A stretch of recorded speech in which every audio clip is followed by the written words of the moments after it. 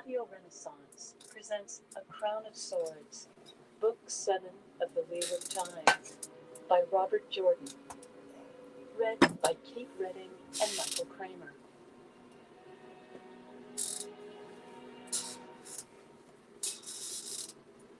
There can be no health in us, nor any good thing grow, for the land is one with the dragon reborn, and he one with the land.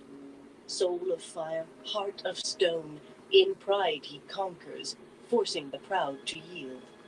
He calls upon the mountains to kneel, and the seas to give way, and the very skies to bow. Pray that the heart of stone remembers tears, and the soul of fire love. From a much disputed translation of the Prophecies of the Dragon by the poet Kira Termanbal of Shiota, believed to have been published between FY 700 and FY 800.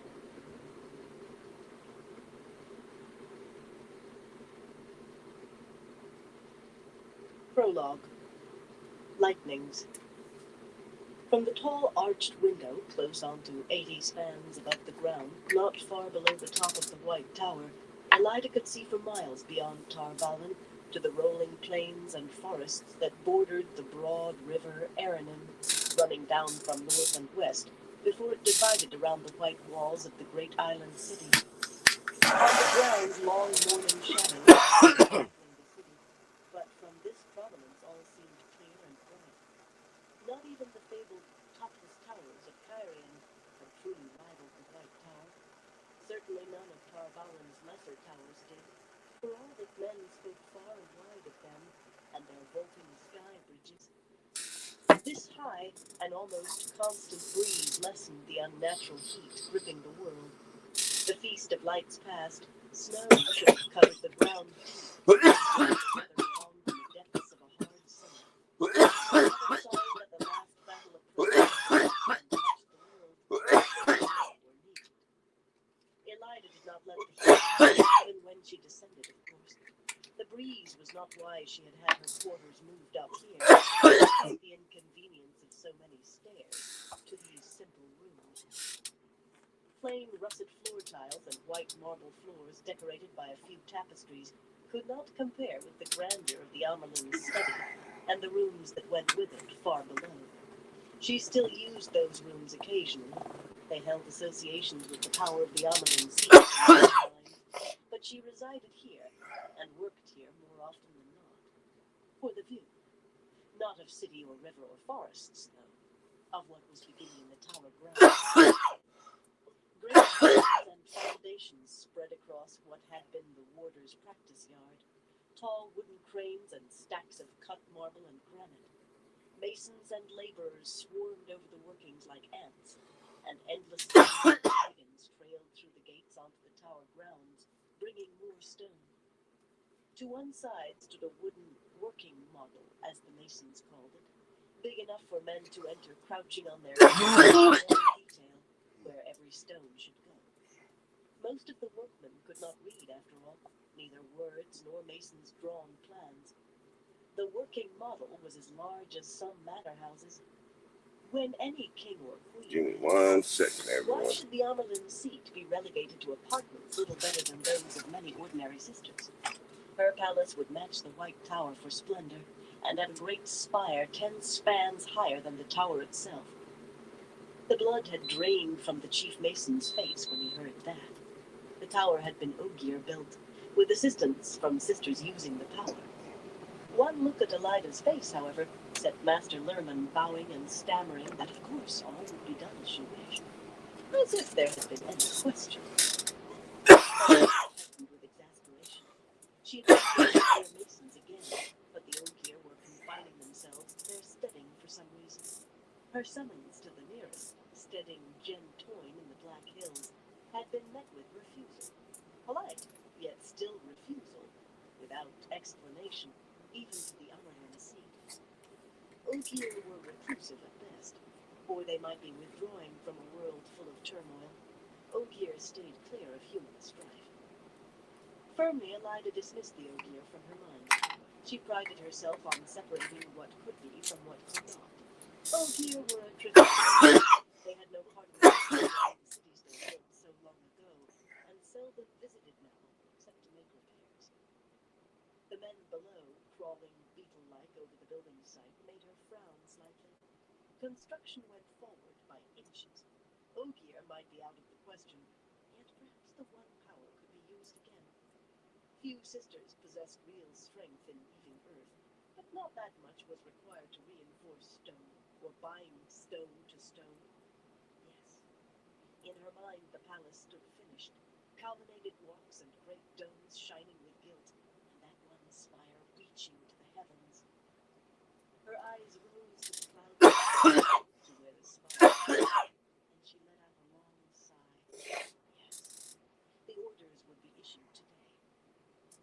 The towering case clock in the room behind her chimed third rise, and in the city gongs and bells pealed the hour, the sound faint here, so high above. With a smile, Elida left the window, smoothing her red-slashed dress of cream silk, and adjusting the broad striped stole of the Amelin seat on her shoulders. On the ornately gilded clock, small figures of gold and silver and enamel moved with the chimes. Horned and snouted trollocs fled from a cloaked Aes Sedai on one level. On another, a man representing a false dragon tried to fend off silver lightning bolts that had obviously been hurled by a second sister. And above the clock face, itself above her head, a crowned king and queen knelt before an Amelin seat in her enameled stole, with the flame of Tar Valon carved from a large moonstone atop a golden arch over her head. She did not laugh often. She could not help but quietly turn the clock. Samaila Serenthane, raised from the grey, had commissioned it, dreaming of a return to the days before the Trolloc Wars, when no ruler held a throne without the Tower's approval. Samaila's grand plans came to naught, however, as did Samaila, and for 3 centuries the clock sat in a dusty storage room, an embarrassment no one dared display. Until Elida. The wheel of time turned. What was once could be again, would be again. The case clock opened the door to her sitting room, and her bedchamber and the room beyond. Fine tapestries, colorful work from Ter and Kandor and Arab Doman, with thread of gold and thread of silver glittering among the merely dyed, hung each exactly opposite its mate. She'd always liked order. The carpet covering most of the tiles came from Tarabon, patterned in red and green and gold. Silk carpets were the most precious. In each corner of the room, a marble plinth carved in unpretentious verticals held a white vase of fragile seafolk porcelain with 24 carefully arranged red roses. To make roses bloom now required the one power, especially with the drought and heat. A worthwhile use, in her opinion. Gilded carving covered both the only chair, no one sat in her presence now, and the writing table, but in the stark style of Kyrian. A simple room, really, with a ceiling barely 2 spans high, yet it would do when it was ready. With the view, it would. The tall chair had the flame of Tar Valon picked out in moonstones above her dark head as she sat.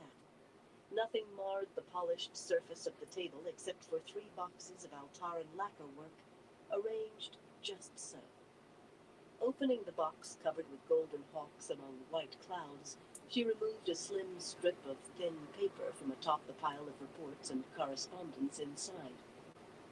For what must have been the 100th time, she read the message come from Kyrian by pigeon 12 days ago. Few in the tower knew of its existence. None but she knew it, or would have a glimmer of what it meant if they did. The thought almost made her laugh again. The ring has been placed in the bull's nose. I expect a pleasant journey to market. No signature, yet she needed none. Only Galina Kazvan had known to send that glorious message. Galina, whom Elida trusted to do what she would have trusted to no one else, save herself. Not that she trusted anyone fully, but the head of the Red Ajah more than any other. She herself had been raised from the Red after all, and in many ways still thought of herself as Red. The ring has been placed in the bull's nose. Randall Thor, the dragon reborn, The man who had seemed on the point of swallowing the world, the man who had swallowed entirely too much of it, Rand al'Thor was shielded and in Galena's control, and none who might support him knew. Even a chance of that, and the wording would have been different. By various earlier messages, it seemed he had rediscovered how to travel, a talent lost to Aes Sedai since the breaking. Yet that had not saved him. It had even played into Galena's hands. Apparently he had a habit of coming and going without warning. Who would suspect that this time he had not gone, but was retreating? Something very like a giggle rose in her. Inside another week, maybe 2 at most, al'Thor would be in the tower, closely supervised and guided safely until Tarmon Gai'don, his ravaging of the world, stopped. It was madness to allow any man who could channel to run free, but most of all the man prophecy said must face the Dark One in the last battle, the light send that it lay years off yet, in spite of the weather. Years would be needed to arrange the world properly, beginning with undoing what al'Thor had done. Of course, the damage he had wrought was nothing beside what he could have caused, free. Not to mention the possibility that he might have gotten himself killed before he was needed.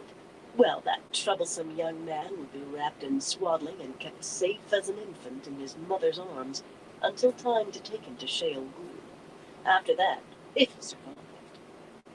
Elida's lips pursed. The prophecies of the dragon seemed to say he would not.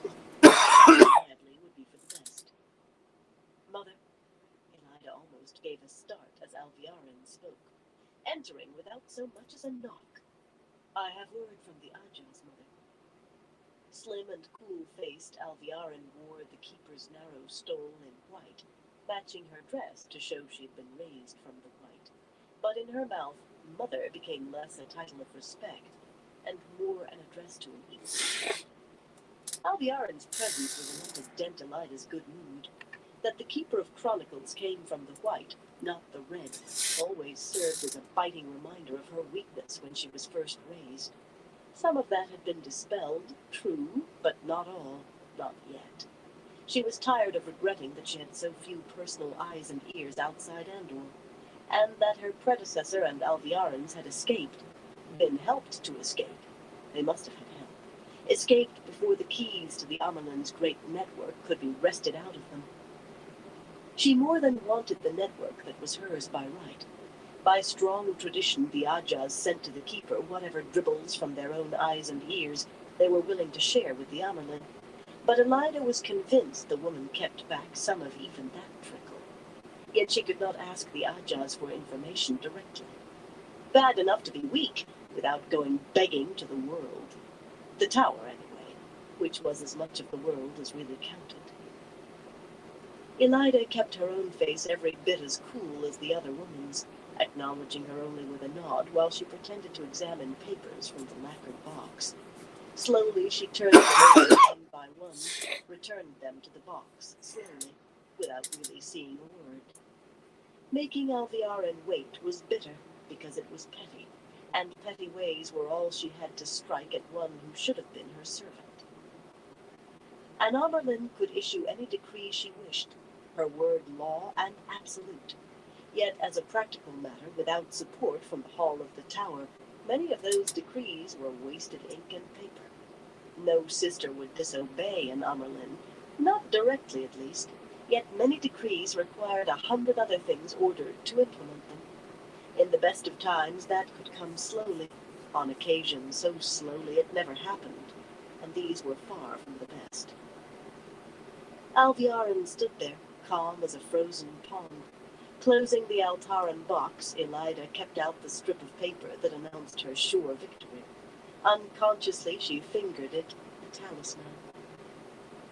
Has Teslin or Jolene finally deigned to send more than word of their safe arrival? That was meant to remind Alviarin that no one could consider herself immune. Nobody cared what happened in Abu Dar, Elida least of all. The capital of Altara could fall into the sea, and except for the merchants, not even the rest of Altara would notice. But Teslin had sat in the hall nearly 15 years before Elida had commanded her to resign her chair. If Elida could send a sitter, A red sitter who had supported her rise off as ambassador to a fly-speck throne, with no one sure why but 100 rulers flowering, then she could come down on anyone. Jolene was a different matter. She had held her chair for the Green only a matter of weeks, and everyone was sure the Greens had selected her to show they would not be cowed by the new Amerlin, who had handed her a fearsome penance. That bit of insolence could not be allowed to pass, of course, and had not been. Everyone knew that, too. It was meant to remind Alviarin that she was vulnerable, but the slim woman merely smiled her cool smile. So long as the hall remained as it was, she was immune. She riffled through the papers in her hand, plucking one out. No word from Teslin or Jolene, Mother, no. Though, with the news you have received so far from the thrones, that smile deepened into something dangerously close to amusement. They all mean to try their wings, to see if you are as strong as your predecessor. Even Alviarin had enough sense not to speak the Sanche woman's name in her presence. It was true, though. Every king and queen, even mere nobles, seemed to be testing the limits of her power. She must make examples. Glancing at the paper, Alviarin went on. There is word from Ebudar, however, through the grey. Had she emphasized that, to drive the splinter deeper? It appears Elaine Trakand and Nynaeve Almira are there, posing as full sisters with the blessings of the rebel embassy to Queen Tylan. There are 2 others not identified who may be doing the same. The lists of who is with the rebels are incomplete, or they may just be companions. The Greys are uncertain. Why under the light would they be in Ebudar? Elida said dismissively. Certainly a Teslin would have sent news of that. The Grey must be passing along rumors now. Tarna's message said they are with the rebels in Salidar. Tarna Fear had reported strong Sanche there too, and Loghain Ablar swore vicious lies no red sister could lower herself to acknowledge, much less deny. The Sanche woman had a hand in that obscenity, or the sun would rise in the west tomorrow. Why could she not simply have crawled away and died, decently out of sight, like other stilled women? It required effort not to draw a deep breath. Loghain could be hanged quietly as soon as the rebels were dealt with. Most of the world thought him dead long since. The filthy slander that the Red Aja had set him up as a false dragon would die with him. When the rebels were dealt with, the Sanche woman could be made to hand over the keys to the Amelin's eyes and ears, and name the traitors who had helped her escape. A foolish hope to wish that Alviarin would be named among them.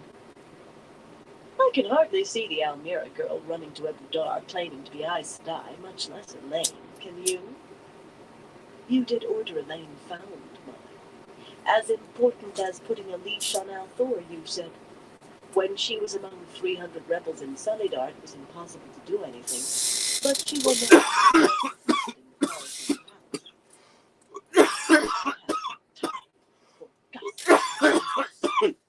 Elida bit off each word with contempt. Did Alviarin know more than she should, mentioning Althor and leashing? I suggest you read Tarna's report again, then ask yourself whether even rebels would allow Accepted to pretend to the Shaw. Alviarin waited with visible patience for her to finish, then examined her sheaf again and pulled out 4 more sheets. The Grey agent sent sketches, she said blandly, proffering the pages. He is no artist, but Elaine and Nynaeve are recognizable. After a moment when Elida did not take the drawings, she slipped them under the rest. Elida felt the color of anger and embarrassment rising in her cheeks. Alviarin had led her down this path deliberately, by not bringing out those sketches at the first. She ignored them.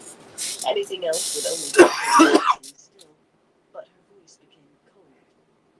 I want them taken and brought to me. The lack of curiosity on Alviarin's face made Elida wonder again how Alviarin knew that she was not supposed to.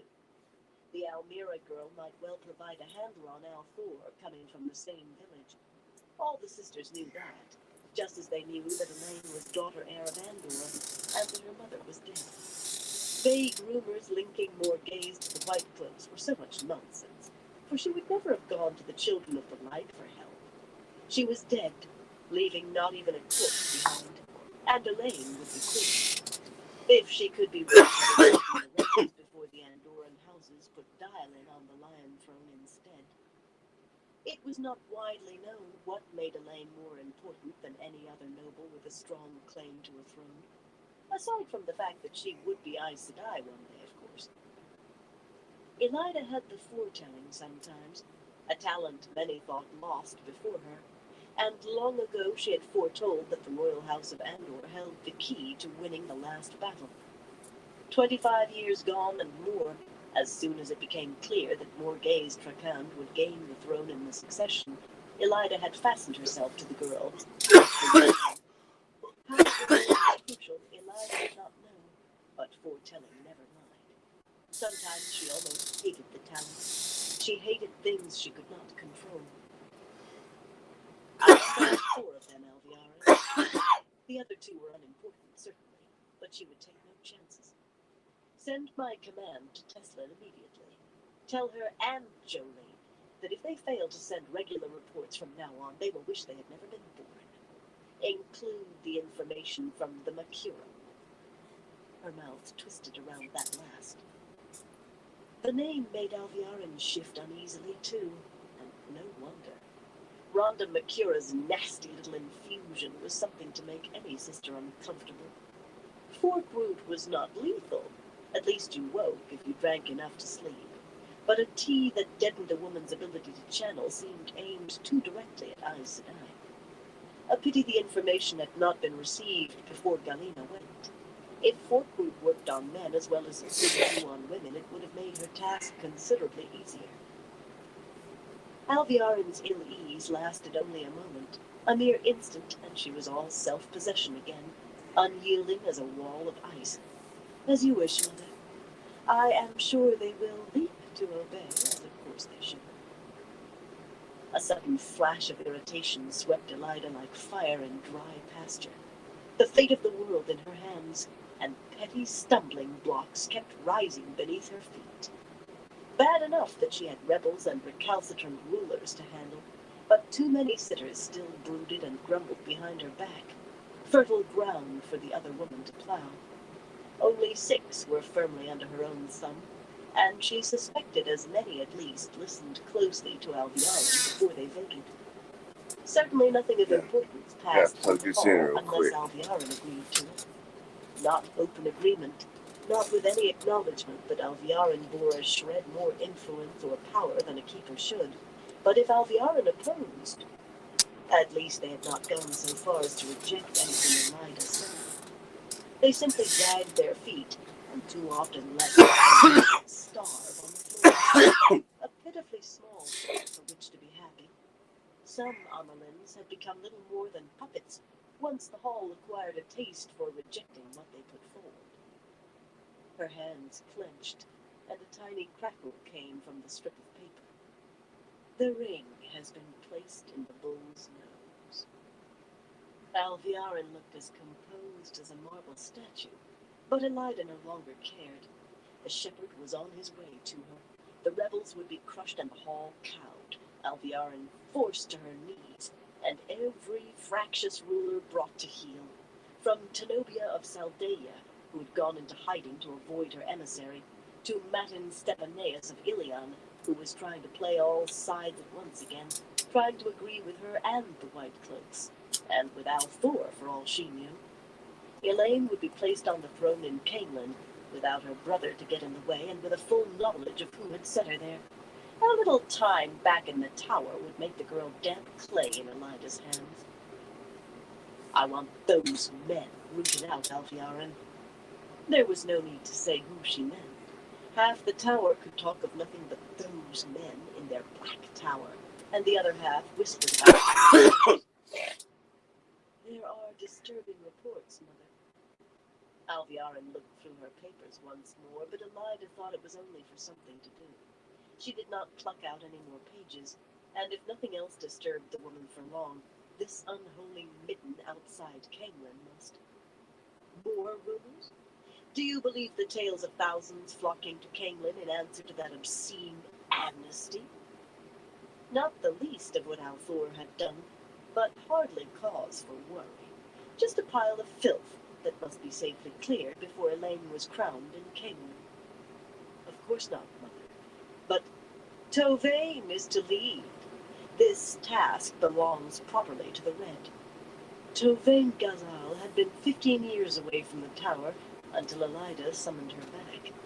The other two Red sitters who had resigned and gone into a voluntary retreat at the same time were nervous-eyed women now. But unlike Lyrene and Tsutama, Tovann had only hardened in her exile. She is to have 50 sisters. There could not be more than 2 or 3 Black Tower actually. Elida was certain. 50 sisters could overwhelm them easily. Yet there might be others to deal with. Hangers-on, camp followers, fools full of futile hopes and ambitions. And she is to take 200 of the guard. Are you certain that is what it is? The rumors of thousands are certainly madness, but a green agent in Camelin claims there are over 400 in this Black Tower. A clever fellow. It seems he counted the supply carts that go out from the city. And you are aware of the rumors Mazrim Taim is with them. Elida fought to keep her features smooth and barely succeeded. She had forbidden mention of Taim, and it was bitter that she did not dare impose the penalty on Alviarin. The woman looked her straight in the eyes. The absence of so much as a perfunctory mother this time was more temerity of her actions were wise. She was the Amerlin seat, not first among equals. The Amerlin seat. Opening the largest of the last carved ivory miniatures laid out on gray velvet.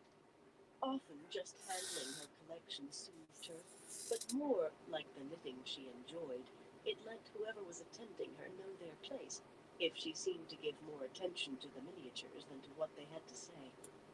Fingering first an exquisite cat, sleek and flowing, then an elaborately robed woman with a peculiar little animal, some fantasy of the carver, almost like a man covered in hair crouched on her shoulder. At length Elida chose out a golden fish, so delicately carved that it seemed nearly real, despite the aged yellow of the ivory. 400 rabble, Alviarin. She felt calmer already, for Alviarin's mouth had thinned. Just a fraction, but she savored any crack in the woman's facade. If there are that many. Only a fool could believe that more than 1 or 2 can channel. At most. In 10 years we have found only 6 men with the ability. Just 24 in the last 20 years. And you know how the land has been scoured.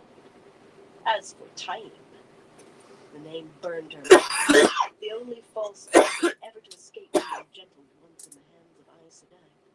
Not a thing she wanted in the Chronicles under her reign. Certainly not until she decided how it should be recorded. At present, the Chronicles told nothing after his capture. She stroked her thumb along the fish's scales. He is dead, Alviarin. Else we would have heard from him long since, and not serving him food. Can you think he went from claiming to be the Dragon Reborn to serving the Dragon Reborn? Can you think he could be in Camelin without Davram Bashir at least trying to kill him? Her thumb moved faster on the ivory fish, as she reminded herself that the Marshal General of Saldaea was in Camelin, taking orders from Althor. What was Tenobia playing at? Elida held it all inside, though, presenting a face as calm as one of her carvings. 24 is a dangerous number to speak aloud, Alviarin said with an ominous quiet. As dangerous as 2,000. The Chronicles record only 16. The last thing needed now was for those years to rear up again, or for sisters who know only what they were told to learn the truth. Even those you brought back hold their silence. Elida put on a bemused look. So far as she knew, Alviarin had learned the truth of those years only on being raised keeper, but her own knowledge was more personal. Not that Alviarin could be aware of that. Not for certain, anyway. Daughter, whatever comes out, I have no fear. Who is going to impose a penance on me, and on what charge? That skirted truth nicely, but apparently it impressed the other woman not at all. The chronicles record a number of Amerlins who took on public penance for some usually obscure reason, but it has always seemed to me that is how an Amerlin might have it written if she found herself with no choice except... Elida's hand slapped hand down on the table. Enough, daughter. I am Tower Law. What has been hidden will remain hidden, for the same reason it has for 20 years. The good of the White Tower. Only then did she feel the bruise beginning on her palm. She lifted her hand to reveal the fish, broken in two. How old had it been? 500 years? 1,000? It was all she could do not to quiver with rage. Her voice certainly thickened with it. Tovane is to lead 50 sisters and 200 of the tower guards to Camelin, to this Black Tower, where they will gentle any man they find able to channel and hang him, along with as many others as they can take. Alviarin did not even blink at the violation of Tower Law. Elida had spoken the truth, as she meant it to be. With this, with everything, she was Tower Law. For that matter, hang up the dead as well. Let them be a warning to any man who thinks of touching the true source. Have Tovane attend to me. I will want to hear her plan. It will be as you command, Mother. The woman's reply was as cool and smooth as her face. Though, if I may suggest, you might wish to reconsider sending so many sisters away from the tower. Apparently the rebels found your offer wanting. They are no longer in Salidar. They are on the march. The reports come from Altara, but they must be into Mirandi by now. And they have taken themselves an Amerlin. She scanned the top sheet of her sheaf of papers, as if searching for the name. Egwene Alviar, it seems. That Alviarin had left this the most important piece of news until now should have made Elida explode in fury. Instead, she threw back her head and laughed. Only a firm hold on dignity kept her from drumming her heels on the floor. The surprise on Alviarin's face made her laugh harder, till she had to wipe her eyes with her fingers. You do not see it, she said, when she could speak between ripples of mirth. As well you are keeper, Alviarin, not a sitter. In the hall, blind as you are, within a month the others would be holding you in a cabinet and taking you out when they needed your vote. I see enough, Mother. Alviarin's voice held no heat. If anything, it should have coated the walls with frost. I see 300 rebel Aes Sedai, perhaps more, marching on Tar Valon, with an army led by Gareth Bryn, acknowledged a great captain. Discounting the more ridiculous reports, that army may number over 20,000, and with Bryn to lead, they will gain more at every village and town they pass. I do not say they have hope of taking the city, of course, but it is hardly a matter for laughter. High Captain Chubane should be ordered to increase recruiting for the Tower Guard. Elida's gaze fell sourly on the broken fish, and she stood and stalked to the nearest window, her back to Alviarin. The palace under construction took away the bitter taste. That and the slip of paper she still clutched. She smiled down on her palace-to-be. 300 rebels, yes. But you should read Tarna's account again. At least 100 are on the point of breaking already. She trusted Tarna to some extent, a red with no room in her head for nonsense, and she said the rebels were ready to jump at shadows, quietly desperate sheep looking for a shot. A wilder, of course, yet still sensible. Tarna should be back soon, and able to give a fuller report. Not that it was needed. Elida's plans were already working among the rebels, but that was her secret. Tarna has always been sure she could make people do what it was clear they would not. Had there been an emphasis in that? A significance of tone? Elida decided to ignore it. She had to ignore too much from Alviarin, but the day would come, soon. As for their army, daughter, she says 2,000 or 3,000 men at most. If they had more, they would have made sure she saw them to overawe us. In Elida's opinion, eyes and ears always exaggerated to make their information seem more valuable. Only sisters could be truly trusted. Red sisters, anyway. Some of them. But I would not care if they did have 20,000 or 50 or 100. Can you even begin to guess why? When she turned, Albiaron's face was all smooth composure, a mask over blind ignorance. You seem to be conversant with all the aspects of Tower law. What penalty do rebels face? For the leaders, Albiaron said slowly, stilling. She frowned slightly, skirts swaying just barely as her feet shifted. Good. Even accepted knew this, and she could not understand why Elida asked. Very good. For many of the rest, too. Perhaps. The leaders might themselves escape that, most of them, if they submitted properly. The minimum penalty in law was to be birched in the Grand Hall before the assembled sisters, followed by at least a year and a day in public penance. Yet nothing said the penance must be served all at once. A month here, a month there, and they would still be atoning their crimes 10 years from now. Constant reminders of what came of resisting her. Some would be still, of course. Shiriam, a few of the more prominent so-called sitters, but only sufficient to make the rest fear putting a foot wrong again, not enough to weaken the tower. The White Tower had to be whole, and it had to be strong. Strong and firmly in her grasp. Only one crime among those they have committed demands stilling. Alviarin opened her mouth. There had been ancient rebellions, buried so deep that few among the sisters knew. The chronicles stood mute. The lists of stilled and executed, confined to records open only to Amelin, Keeper, and sitters, aside from the few librarians who kept them. Elida allowed Alviarin no opportunity to speak. Any woman who falsely claims the title of Amelin Seek must be still. If they believed they had any chance of success, Shiriam would be their Amelin, or Lelaine, Carlinia, or one of the others. Tarna reported that Romanda Cassin had come out of her retirement. Romanda surely would have seized the stone with both hands if she saw the 10th part of a chance. Instead, they have plucked out an accepted. Elida shook her head in wry amusement. She could quote every word of the law setting out how a woman was chosen Amelin. She had made good use of it herself, after all, and never once did it require that the woman be a full sister.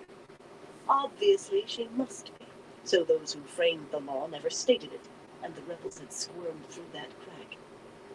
They know their cause is hopeless, Alviarin. They plan to strut and bluster, try to dig out some protection against penalty for themselves, then yield the girl as a sacrifice. Which was a pity. The Alvir girl was another possible handle on Althor, and when she reached her full strength in the One Power, she would have been one of the strongest in 1,000 years or more. A true pity. Gareth Bryn and an army hardly sound like strutting to me. It will take their army 5 or 6 months to reach Tarvalin. In that time, I, Captain Chubane, could increase the guard. There are. Elida sneered. Alviarin was such a fool. For all her cool exterior, she was a rabbit. Next, she would be spouting the Sanche woman's nonsense about the Forsaken being loose. Of course, she did not know the secret, but just the same. Farmers carrying pikes, butchers with bows, and tailors on horseback, and every step of the way thinking of the shining walls that held Arthur Hawkwing at bay. No, not a rabbit, a weasel. Yet soon or late, she would be weasel fur trim on Elida's cloak. Well, let's send it soon. Every step of the way they will lose a man, if not 10. I would not be surprised if our rebels appear with nothing more than their warders. Too many people knew of the division in the tower. Once the rebellion was broken, of course, it could be made to seem all a ploy, a part of gaining control of young Althor, perhaps. An effort of years, that, and generations before memories faded. Every last rebel would pay for that on her knees. Elida clenched her fist as though she held all the rebels by the throat. Poor Alviarin. I mean to break them, daughter. They will split open like a rotten melon. Her secret assured that, however many farmers and tailors Lord Bryn hung on to, but let the other woman think as she would. Suddenly the foretelling took hold of her, a certainty about things she could not see stronger than if they'd been laid out before her. She would have been willing to step blindly over a cliff on that certainty. The White Tower will be whole again, except for remnants cast out and scorned, whole and stronger than ever. Randall 4 will face the Amerlin's seat and know her anger. The Black Tower will be rent in blood and fire, and sisters will walk its grounds. This I foretell. As the foretelling left her trembling, gasping for breath, she forced herself to stand still and straight, to breathe slowly. She never let anyone see weakness. But Alviarin, her eyes were wide as they could open, lips parted as if she had forgotten the words she meant to speak. A paper slid from the sheaf in her hands and almost fell before she could catch it. That recalled her to herself. In a flash she regained her serene mask, a perfect picture of Aes Sedai, calm, but she definitely had been jolted to her heels. Oh, very good. Let her chew on the certain surety of Elida's victory. Chew and break her teeth. Elida drew a deep breath and seated herself behind her writing table again, putting the broken ivory fish to one side where she did not have to look at it. It was time to exploit her victory. There is work to be done today, daughter. The first message is to go to the Lady Caroline Dumaldred. Elida spun out her plans, enlarging on what Alviarin knew, revealing some that she did not, because at the last an Amelin did have to work through her keeper, however much she hated the woman. There was a pleasure in watching Alviarin's eyes, watching her wonder what else she still did not know. But while Elida ordered, divided, and assigned the world between the Arith Ocean and the spine of the world, in her mind frolicked the image of young Althor on his way to her like a caged bear, to be taught to dance for his dinner. The chronicles could hardly record the years of the last battle without mentioning the dragon reborn, but she knew that one name would be written larger than all others. Elida do Avrinia Royhan, youngest daughter of a minor house in the north of Nurendi, would go down in history as the greatest and most powerful Amerlin seat of all time. The most powerful woman in the history of the world, the woman who saved humankind. The Aiel standing in a deep fold in the low brown grass hills seemed carved figures, ignoring sheets of dust sweeping ahead of a gusting wind. That snow should have been deep on the ground this time of year did not bother them. None had ever seen snow, and this oven heat, with the sun still well short of its peak, was less than where they came from. Their attention remained fixed on the southern rise, waiting for the signal that would announce the arrival of the destiny of the Shaido Aiel. Outwardly, Savannah looked like the others, though a ring of maidens marked her out, resting easily on their heels, dark veils already hiding their faces to the eyes. She also waited, and more impatiently than she let on, but not to the exclusion of everything else. That was one reason why she commanded and the rest followed. The second was that she saw what could be, if you refused to let outworn custom and stale tradition tie your hands. A slight flicker of her green eyes to the left showed 12 men and 1 woman, each with round bull-hide buckler and 3 or 4 short spears, garbed in grey and brown cutting-sore that blended as well with the terrain here as in the threefold land. Effalin, short graying hair hidden by the shufa wrapped around her head, sometimes glanced Savannah's way. If a maiden of the spear could said to be uneasy, Effalin was. Some Shaido maidens had gone south, joining the fools capering around Randall 4, and Savannah did not doubt others talked of it. Effalin must be wondering whether providing Savannah with an escort of maidens, as if she had been Far Darai Smai once herself, was enough to balance that. At least Effalin had no doubts where true power lay. Like Effalin, the men led Shaido warrior societies, and they eyed one another between watching the rise. especially Blocky Mayerick, who was Sayadun, and scar-faced Benduin of Far Alvazar Din. After today, no longer would anything hold back the Shido from sending a man to Roidion to be marked as the clan chief if he survived. Until that happened, Savannah spoke as the clan chief, since she was the widow of the last chief, of the last two chiefs, and let those who muttered that she carried bad luck choke on it. Gold and ivory bracelets clattered softly as she straightened the dark shawl over her arms and adjusted her necklaces. Most of those were gold and ivory too, but one was a mass of pearls and rubies that had belonged to a Wetlander noblewoman. The woman now...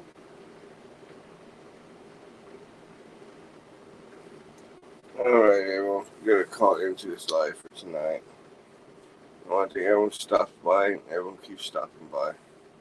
They appreciate all y'all support. Till next time, everyone. Y'all stay safe out there.